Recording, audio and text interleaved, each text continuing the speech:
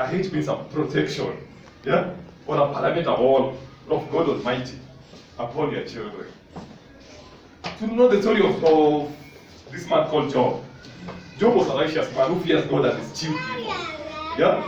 He was a righteous man. But there was a day that the devil wanted to strike him. So, what happened? What did the devil say? Does Job fear you for nothing? That is Satan speaking, yeah? Does Job fear you for nothing? Is it because you have put a hedge in his household at everything that he has that he fears you? So, I'm telling you, take the hedge out of his life and surely he will curse you to your face. So what hedge was the devil talking about? Yes, that question is answered in the same book of Job chapter 1 verse 5. Yeah? That hedge was this. And it used to, and it came to pass that his children used to do what? To party. They wanted to get or to celebrate their birthdays, each according to his day. Isn't it? And then after that, Job used to sanctify them and offer a sacrifice before the Lord and say to himself, maybe they have cast God in their hearts. That's how you put a hedge in your family. Amen. Amen. Bwana asifiwe. Lakini watu wengine watupatia hatuingia watu wengi. We don't put hedges in our children's life. Isn't it? Kuna mtu hapa shienda akatoa tu hedge akasema I want to celebrate my child's birthday in the church by giving sacrifice and offering and kadhalika. Kuna mtu ashaifanya kitu kama hii. Haya sisi kweli tulilelewa huko nyuma. Tuliwaifanywa vitu kama hizo na wazazi wetu. No. Isn't it? Yeah? The Bible says that the Lord that we serve is a jealous God, Jehovah Elkanah. Isn't it? That's why Mungu anawacha watoto wako wasome, au protect. Alishafika kama kosa nenda kumaliza, kalamiti na mgonga. Boom! Anakuwa gay. Bwana asifiwe. Because hakuwa na security. No security.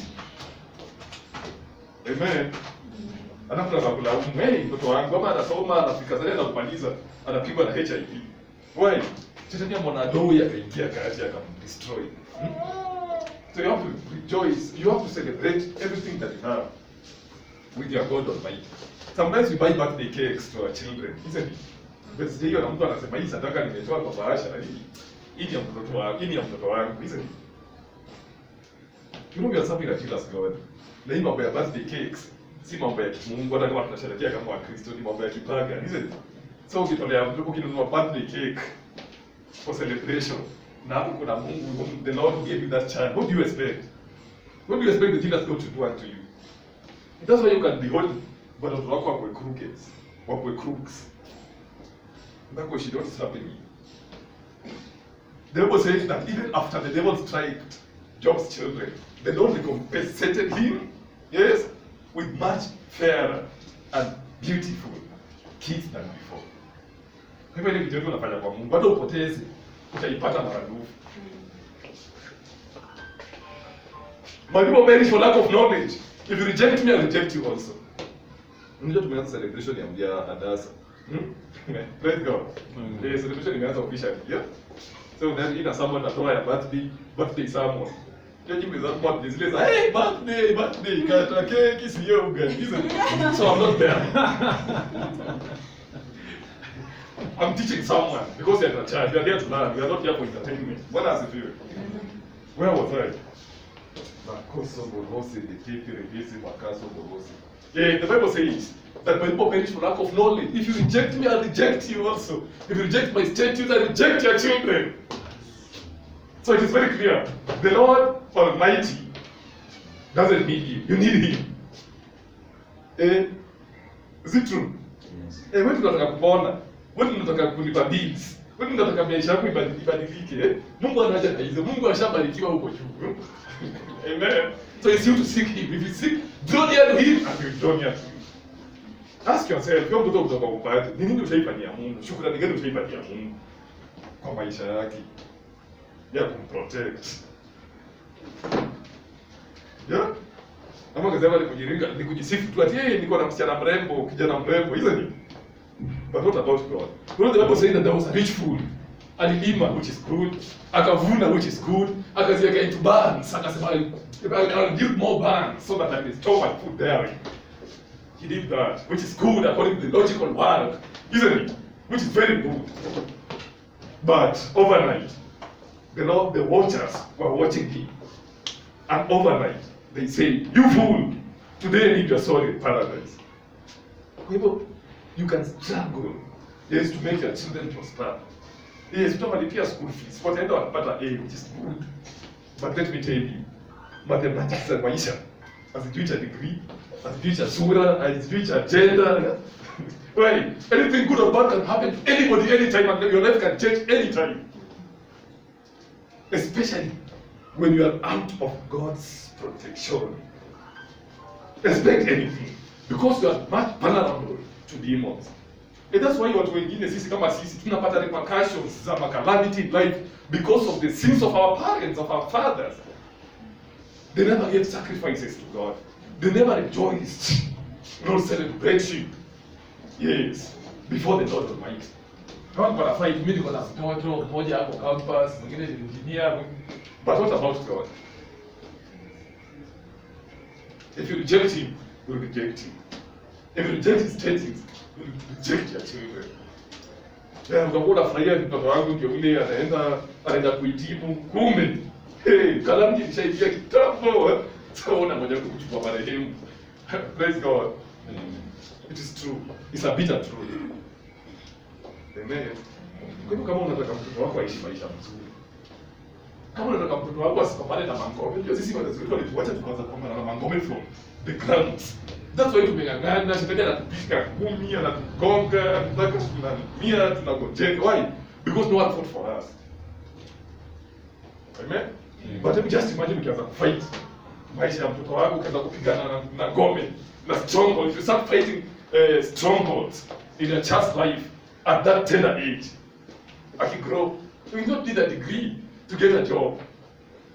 You will not need, yes, a connection, yes, to be a somebody in life. Things will just work automatically because the grace of God is upon you. Where there is grace of God, yes, there is promotion without academic credentials. Where there is that grace of God, there is good health without diets, without eating good diets. Where there is grace of God, yes, there is nothing like delay. You know what, kama sisi tunachelewa kupata vitu zingine, tunaumia because wazazi wetu, where were they to fight for us? Where were they to break all these yokes that were affecting us? Kazi yao ni kutuambia, unaona msichana, hii pombe anakunywa, hata mko yake barasa alikuwa anakunywa hiyo pombe. Ndio mzazi anakuambia, ndio ni advice ya mzazi. That is garbage. You don't need it. Ati wale watu wanaitwa Tony kwa familia yetu, wanakuanga walevi wote. Kwa hivyo wewe advice you need. That's what our parents tell us, isn't it? Where were they fighting for these things? Amen. When you are fighting battles that your parents walipigania. That's why kuna mtu aliimba akasema, Mungu amenipatia watoto. Isn't it? Lakini maombi yangu si wasome sana waende mpaka Ulaya. Why? This is a mature man speaking now, yeah? Mwanaume wa boma.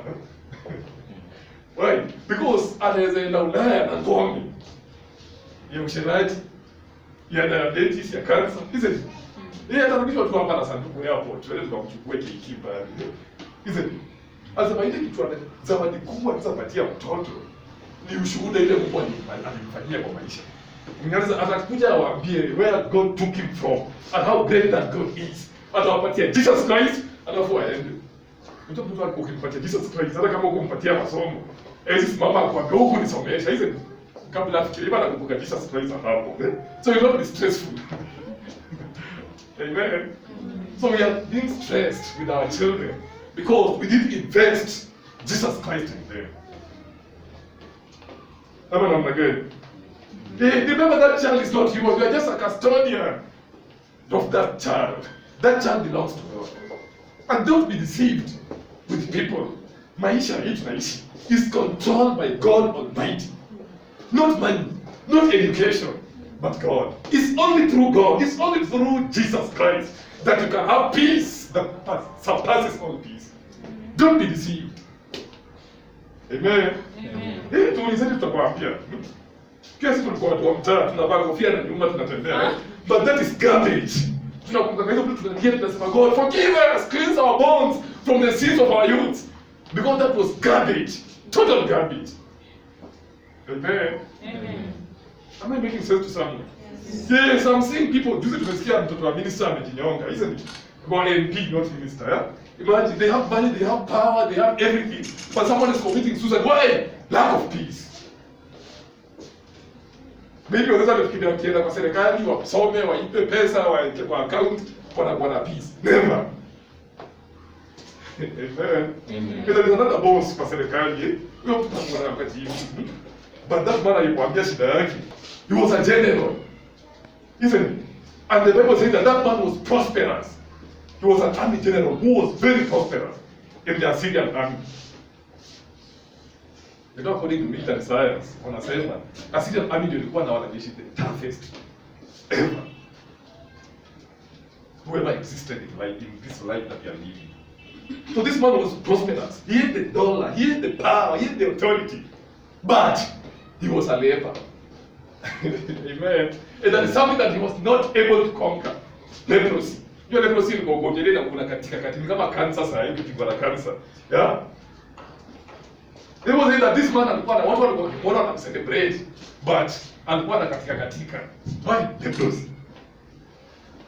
Until he met a house help from Israel. Akamwambia, "Oh, wewe unahangaika nini? Go to Israel and locate a prophet there. He will fix your problem back to normalcy." And that's how peace came into his life.